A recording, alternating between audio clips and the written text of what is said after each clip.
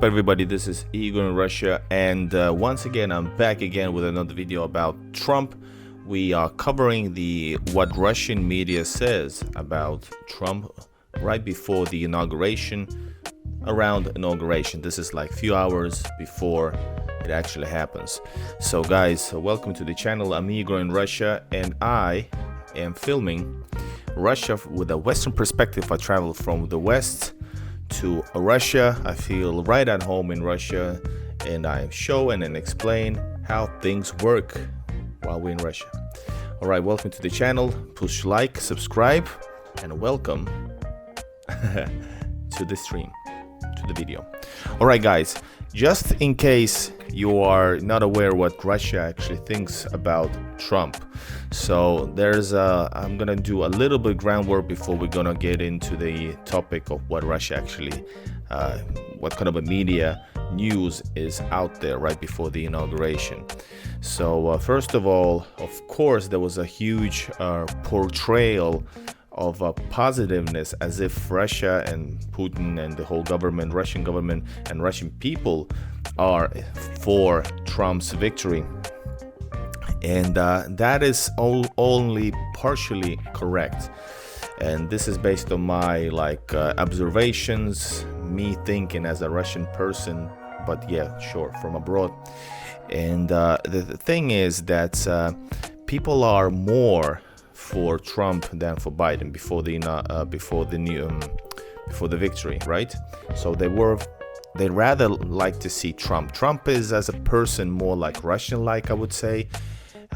Even though he says, lots of things, and there are people who don't agree, but as a leader, he is more of a Russian type, meaning he actually rules. He's not just a puppet. And that's what in Russian and post-Soviet countries, that's what is very appreciated and still is in like a strong leader is a way to lead a company. For example, directors show their power. That's how it works. It's a cultural thing, I think. So first of all, they were in for Trump, but there were people also who weren't as blue-eyed, let's say. I think is that the right word to say? Not as blue-eyed thinking about Trump, meaning that they were aware that under Trump's first presidency, there was a lot of things that did not go well, meaning the relations weren't as great as before. And sure, during the Biden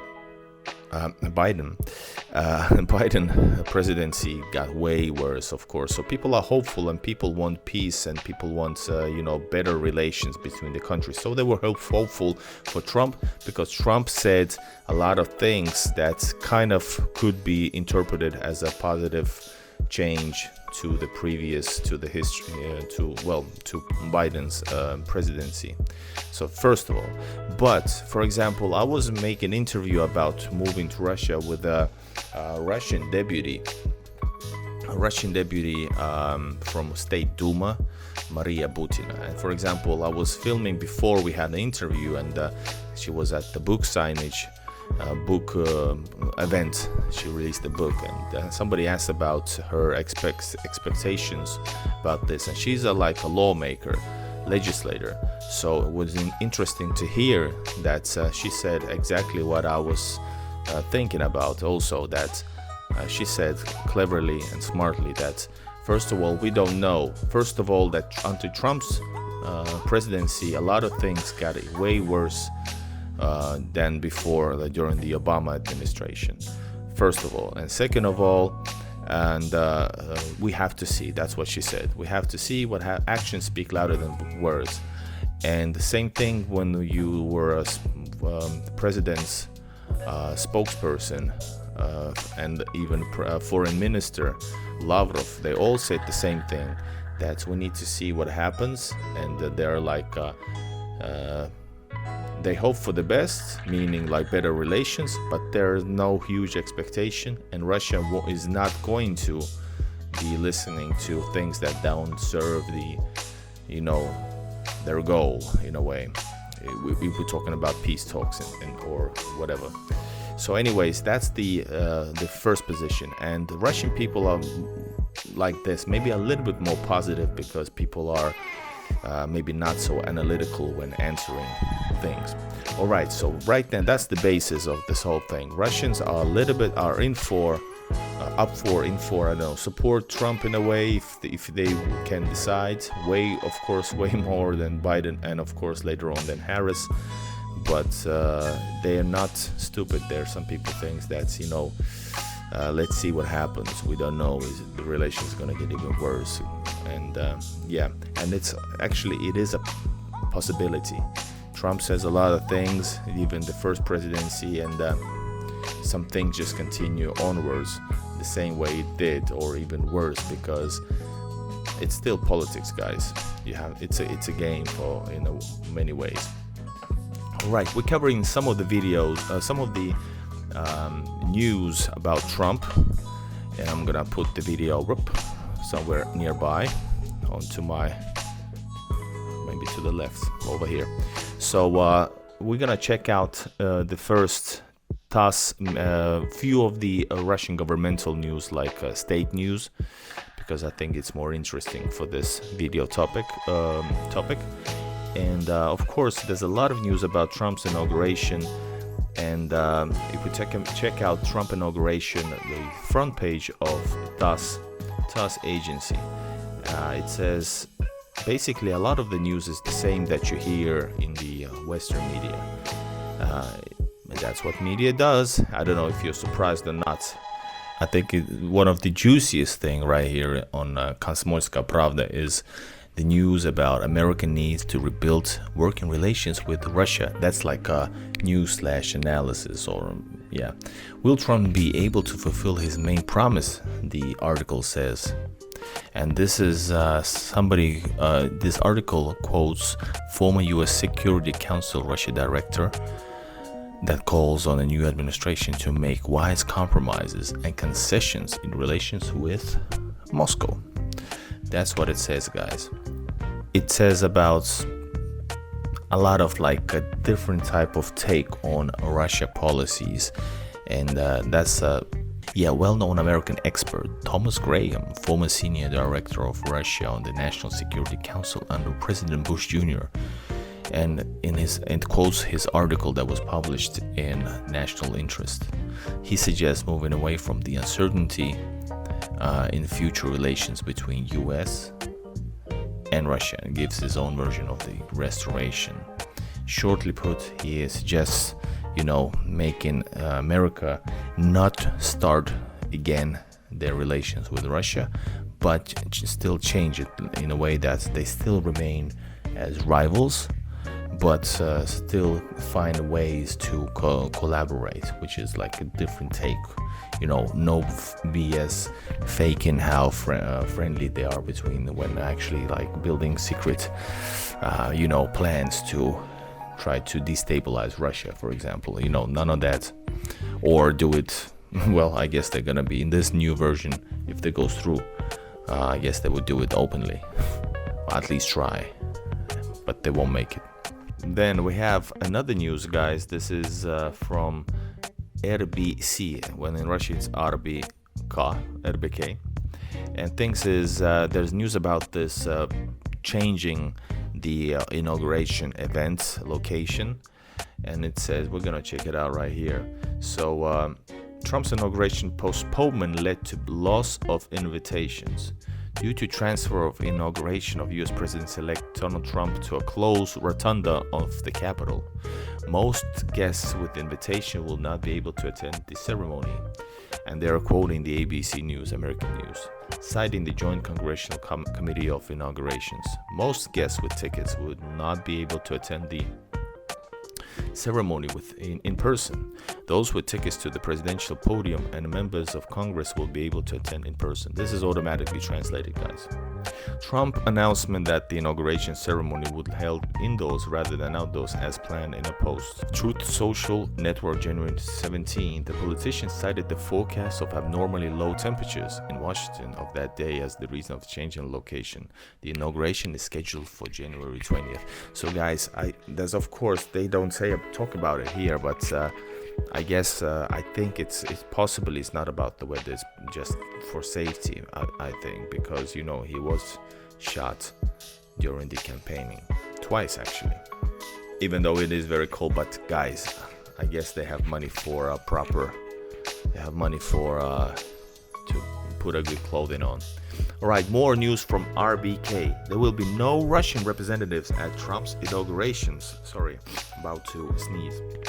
That's of course something much more Russia related.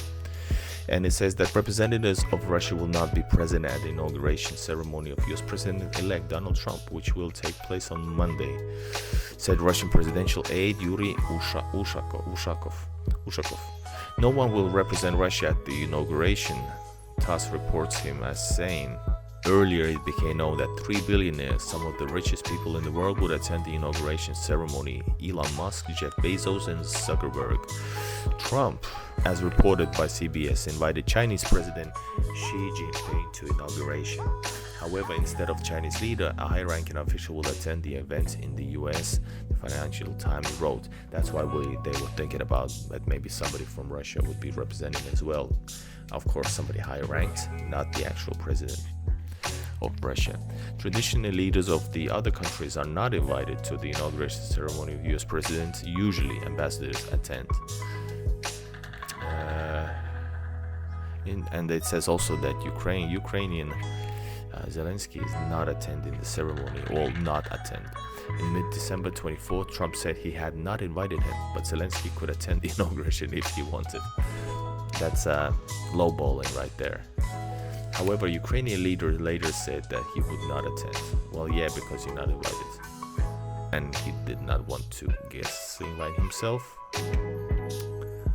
Alright, that's the news. And one more, guys. There's news about thousands of people rallying against Trump in Washington. The rally is peaceful with advocates for reproductive and civil rights. The ones, that's one of the main topics during the campaign. One of the main topics, and it wasn't actually even the Russia or Ukraine or Russia-US thing at all, even near that's the most important things amongst the voters. So civil rights, reproductive rights, these are the topics, and immigration, of course, border control, and that was the main topics. No wonder Trump won. Let's go to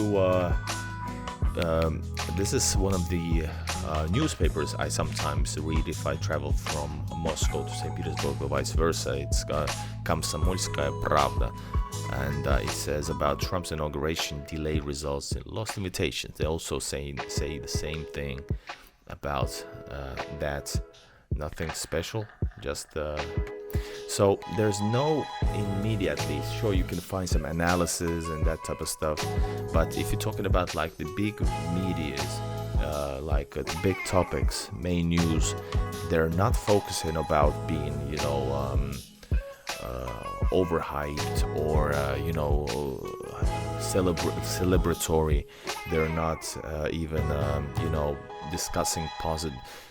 In general, they're just discussing about the facts, what's going on, and I guess that all gives us a sign that basically the Russian media voices just the same that I covered in the beginning, that people are actually wanting something, sure, that's acknowledged, but actually they're not they're not naive with this. So let's actions speak louder than words. That, I guess that's the thing, just facts, and not going into sci-fi, science fiction in the news. Alright guys, we're gonna continue on right there. I got a couple of videos about Trump's all visits to Russia on my channel. Go check it out. It's gonna be released right after this. And another thing, I have a video also about Trump's dream of building a Trump Tower to Moscow. All the facts that we know. I made a video about it. Go check it out. It's also gonna be on my channel. So if you like what I do, if you're interested in seeing the reality, real Russia with a Western perspective, with the Western eyes, if you wanna say so, subscribe to the channel, and I see you guys in the next one. Take care and bye bye, пока-пока.